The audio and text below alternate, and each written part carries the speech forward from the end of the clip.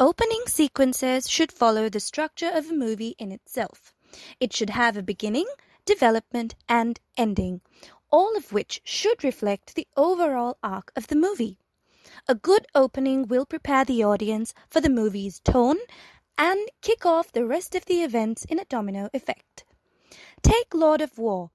The 2005 opening sequence, Life of a Bullet, does just this. The structure is cyclical, directly reflecting the story that is to come. In establishing the point of view of the film, Life of a Bullet pans over a sea of bullet shells to outline the scope of war covered in the film, before clearly positioning Cage's character Yuri Orlov as the narrator of war. Talking directly to the camera in a low-angle mid-shot, Orlov is dressed in a suit and smoking a cigar, a clear representation of authority and wealth.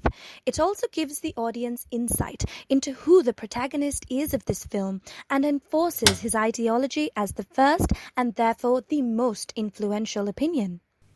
Setting plays an important role in creating a cohesion.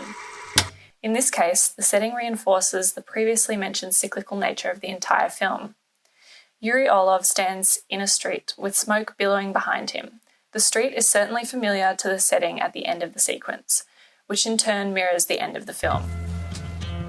The jaunty tone of For What It's Worth by Buffalo Springfield prepares us for the irreverent tone, juxtaposing and downplaying the effects of violence prevalent throughout the film.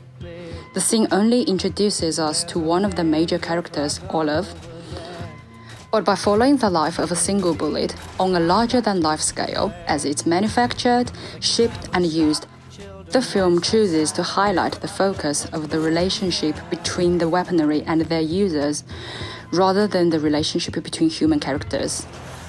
This also has a secondary effect. The audience also comes to understand Orlov's contradicting relationship with the weaponry he sells. On the one hand, he has heavy influence in the overall production and distribution of weapons, but on the other, he watches on as a complicit bystander rather than deigning to use it himself.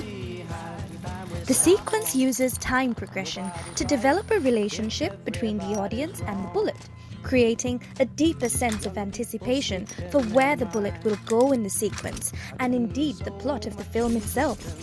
Finally, it does what every scene in the movie should do. It knocks down the first domino of events, leading to the next scene of the film where Orlov witnesses murders at a young age, thus setting up the audience for the overarching themes of the movie.